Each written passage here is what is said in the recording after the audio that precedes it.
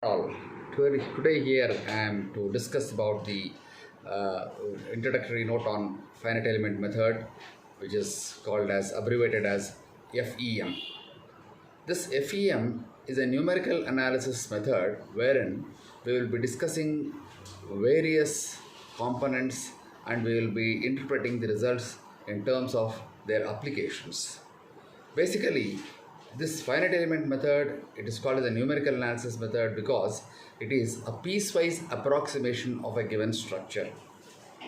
Piecewise approximation means we will be discretizing the given structure into smaller elements which are termed as domain, and these smaller elements are analyzed. There are various numerical analysis techniques like finite difference method, variational approach, weighted residual method, collocation method, subdomain method, etc. In this finite element method, we have various concepts that have to be understood. Basically, the concept of finite element method can be understood by a simple typical example as how you are finding out the area of a circle. For example, if you are to find out the area of a circle, it can be found out analytically by a formula which is pi r square. Area is equal to pi r square. That is an analytical method which gives you an exact result. Whereas, if you are asked to find out the area of a circle by finite element method, you can discrete the given circle into different parts. Say for example, the circle can be divided into 4 sectors, and when the ends of the diameters of the circle are joined, you get 4 triangles. The area of the 4 triangles will be approximately nearer to the equal of the area of the circle. If you are dividing the circle into 8 equal parts, you will be having 8 triangles or more triangles, wherein you will be finding out the area of the circle by summing up all the areas of these triangles. Therefore, when you are going on dividing the circle into more number of parts, equal parts, that is triangles, the sum of all these triangles, the sum of all this area of these triangles will give you an area which will be going closer to the exact answer got by analytical method. So this is the concept of finite element method. Therefore, the more and more you are going on dividing the given structure into smaller elements, the more and more nearer you will be going to the answer. Therefore, it is called as a numerical analysis method. Though the results of the finite element method are not exact, but they will be very much converging to the exact result. And the numerical analysis methods, we have, this is a very best method as applied to the applications of various disciplines. This finite element method has its stretch over various disciplines. It has its applications in civil field like structural elements. You can discretize, you can talk about vibration analysis, you can talk various static analysis, various dynamic analysis, and you can apply this finite element method to various fluid flow problems. You can apply this to various thermal problems, heat problems. So even in electrical analysis also we are discussing about this finite element method. For example, if you are considering the applications of finite element method, we are analyzing the static analysis of the various structural elements like beams, trusses, frames. All these things can be analyzed using this finite element method concept only. The structural analysis of aircraft wings are also done by this finite element method. The natural frequencies, finding out the vibrations, that is finding out the eigenvalues and more eigenvectors. So for example, natural frequencies you have to find out. For example, you have to find out the various mode shapes. So you will be applying this finite element method for this concept also. The stability analysis of aircrafts also is used by the finite element method application. The dynamic responses of structures subjected to various periodic loads and random loads are also found out by this finite element method. Steady state temperature, distribution in solids and fluids also can be done by this. Okay. And analysis of the unsteady fluid flow and wave propagation problems are also done by the finite element method approach. Now, the crack and fracture, this finite element method also has its stretch to the fracture mechanics area also. Fracture mechanics area is a very important area in the mechanical field, wherein the finite element method has also its applications in the subject of fracture mechanics also. The crack and fracture problems under dynamic loads are also analyzed by this finite element method.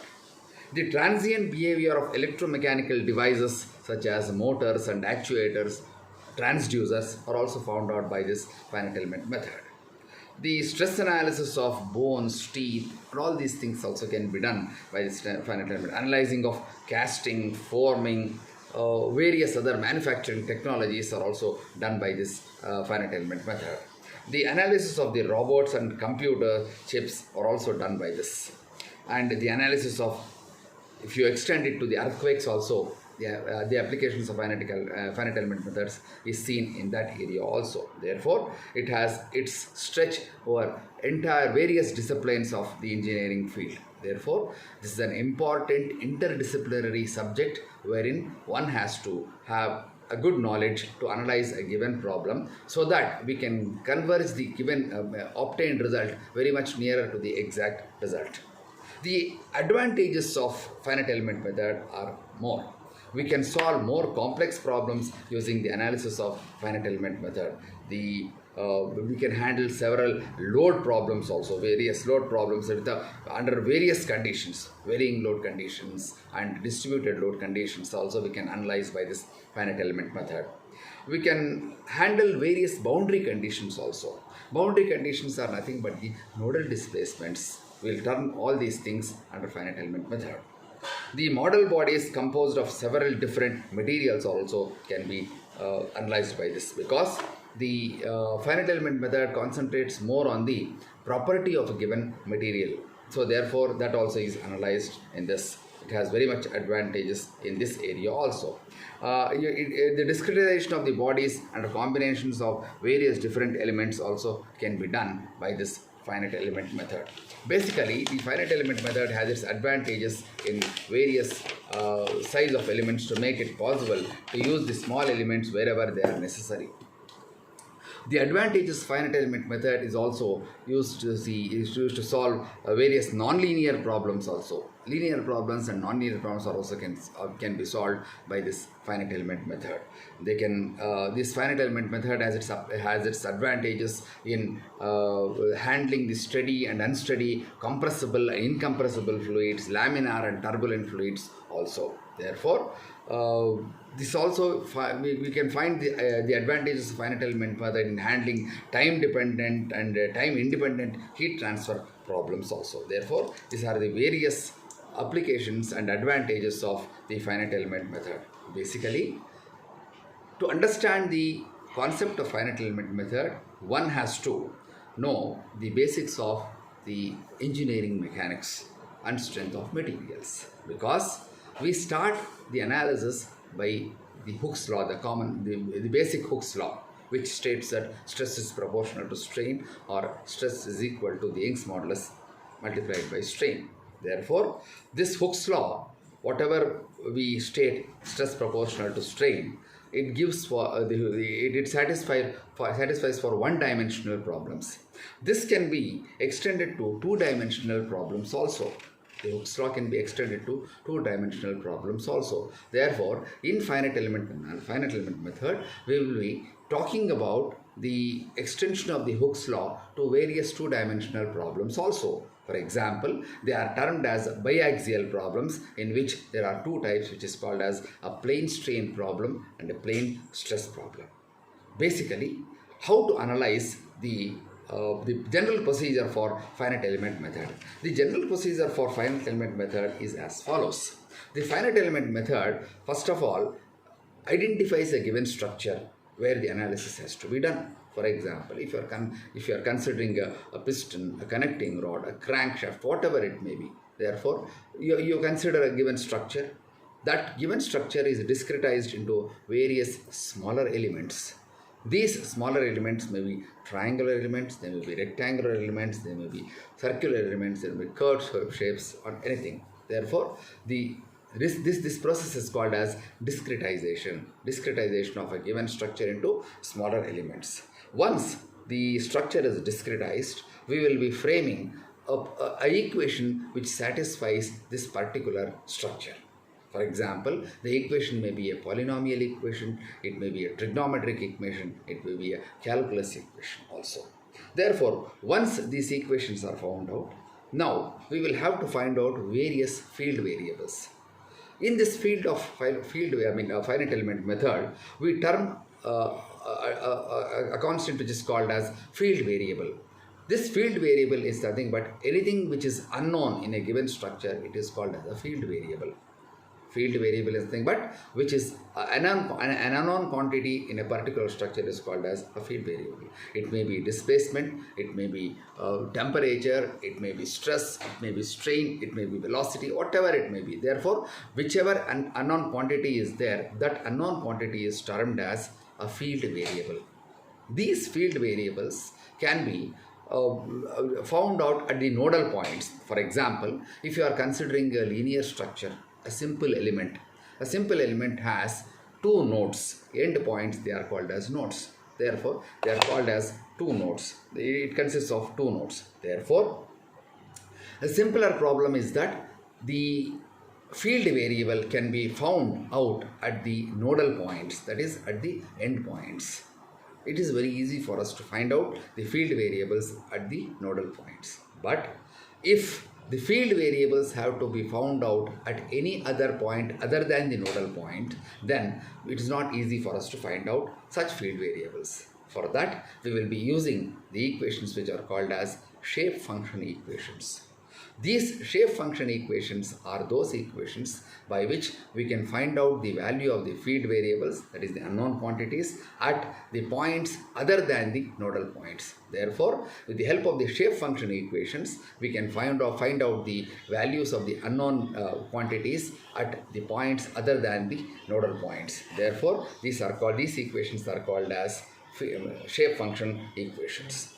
Now, if one has to analyze the structure for a given component, then the general equation for finite element method is F is equal to K into U, where F is called as the force vector, K is called as the stiffness matrix, that is, it is a material property matrix, and U is called as the displacement vector. This displacement vector may be an unknown quantity. Displacement does not mean it is only the displacement. It may be a temperature, it may be any other quantity, stress, strain, or anything. Now, this force vector, it is nothing but a column matrix. The K, the stiffness matrix, it is a square matrix. It gives you the property of a given material. The displacement matrix or displacement vector, it is also a column matrix. Therefore, it is termed as U in terms of finite element method. Therefore, F is equal to K into U is a very basic equation. It is the governing equation to solve almost all the problems in finite element method.